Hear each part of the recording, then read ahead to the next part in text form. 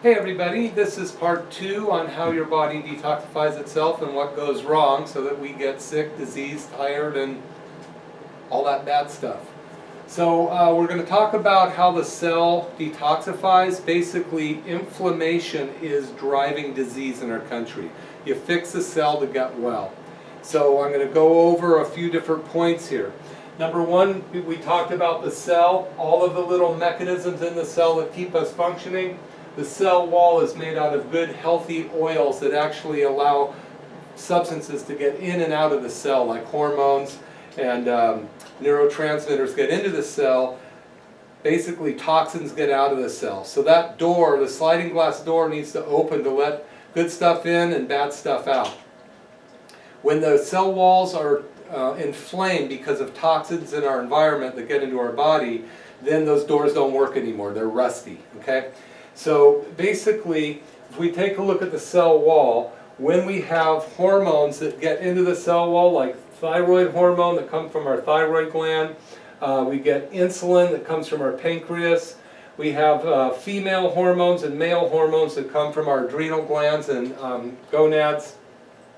Then what normally happens is these hormones open the sliding glass door to specifically let one specific thing in.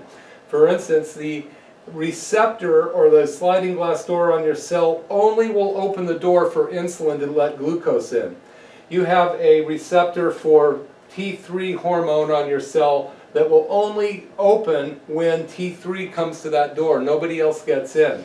You have specific sliding glass doors for female hormones, for male hormones, for all of the different substances that act on our cell to give us life. Because of the neurotoxins, such as the heavy metals, mercury, aluminum, what we get from our teeth, from the food we eat, from the bottles we drink out of, from the air we breathe, from the clothes we wear, just about everything. All of the food additives we get that are filled with antibiotics, pesticides, residuals, and even things that toxins that they're pulling up out of the earth.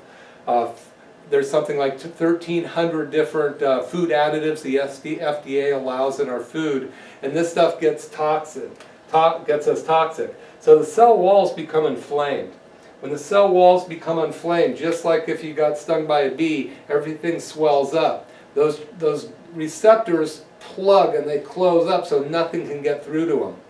In the instance of insulin would normally open the door to let sugar in, but when one insulin, for instance, molecule can't open the door, your body's going to produce a few more insulins to try to push that rusty door open on that cell. Pretty soon it's going to need more insulin than your body can make itself, not because you need more insulin because the pancreas isn't making enough. The pancreas is making plenty, the cell wall just won't open well enough. So now you get synthetic insulin in the form of injections or pills to help push that sugar into your cell. This is not a good solution. It's looking at a way to handle a symptom, but it's not solving the problem. Why don't we just get the inflammation out of the cell so your body can get well? Now, the same thing happens with any of these other hormones. Now, typically, food or sugar gets into the cell. Your cell sends that sugar to this little power plant called a mitochondria, a little something in your cell that makes energy out of it. Then energy pushes the cell, but toxic waste is pushed out of the cell normally, like a car. You put gas in it, the engine runs the car, the exhaust goes out the back.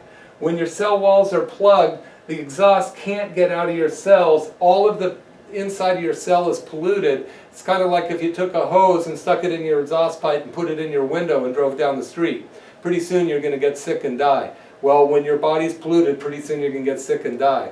If we can reverse this, we can do an amazing amount to improve the health of our country. So, when the normal cells, or even the sick cells, finally push the toxins out of our cells, that gets into our bloodstream, and our bloodstream needs to get that toxin out of our body. So it's going to push this bad, dirty blood through our liver. Our liver works like a oil filter. Good or bad blood comes in, clean blood comes out. Where does all that junk go? It goes through the gallbladder into your liver and then out your large intestine or your colon, out of your body. Some of it goes through your kidney. Some of that dirty blood goes through your kidney and good blood comes out, and all the toxic waste gets out of your kidney and out of your bladder and out of your urine. So that's how it should work. But what happens when you have a nerve supply, we call this a physical subluxation, or chiropractic specifically treats that, these physical subluxations, to make sure that the power of the brain can tell the organs what to do, but now we have chemical subluxations blocking the cell's function. So now we have a dirty liver, and it is putting toxins into your large intestine because it can't clean it well enough. Your liver's plugged, all of the happy neurotransmitters in there, 90% of your serotonin receptors are in your large intestine. So that thing that makes you happy, serotonin, 90% of those receptors are in your intestines. If you're not having normal bowel movements, if you've got inflammation in your intestines, you're not going to feel good. So, but what ends up happening is when you're not having 2 to 3 bowel movements a day like you should, most people have 1, maybe 5 a week, you're going to have these toxic chemicals in your intestine. Your intestine basically breaks down food and turns it into vitamins, minerals, amino acids, and fatty acids, and those come out of your colon back into your body. That's the job of the colon. If you are not eliminating correctly, bad toxic waste also crosses that barrier and gets back into your blood. It's called autotoxification. Now those toxins are floating around your cells again, and it becomes one big ugly mess of constantly low energy, constantly inflamed, constantly diseased. Cancers and all these things grow in this type of thing. So what do we need to do? First and foremost, in cellular detoxification, the first thing we're going to do is clean the kidney and the liver, this lower level detox program. This often happens with colon cleanses that people do, 10-day cleanses. They're good. They just kind of flush out the bottom, but they do nothing to get all of this handled. So the first 30 days, we're going to repair your organs. The second 30 days, we're going to get the cells working better and start to repair those cell walls so that we can get the toxins out of the bulk of your body. The most important part of all of this is your brain, because the blood-brain barrier, it's a barrier that keeps bad stuff out. Some of these new chemicals go right through the blood-brain barrier, as well as heavy metals, and they go into the fat cells of your brain. Your brain's predominantly fat. In order to get the brain cleaned up, all of this has to be done first. Because if we try to pull stuff out of the brain and it gets into this mess, guess what? It's going right back into your brain. So the beauty of this cleanse that we're talking about, the true cellular detoxification, is we're going to first and foremost clean and repair your organs. Secondly, we're going to get the bulk of the most obvious stuff out of your body and get the cell walls functioning again so your cells can function again. And last, we're going to do the brain phase. Now sometimes that's going to take a while depending on the individual, but we start to pull toxins out of the brain, and at that point you start to become healthy for the long haul. This isn't just a quick fix. This is a way to get your body so that illness can be optional. Pretty much at this point in our life, so many of us are sick. We spend, the United States takes 50% of all of the pharmaceutical drugs made in the world. There's only 4% of the world population live here. We take 50% of the drugs and we're still rated 50th in the world for health.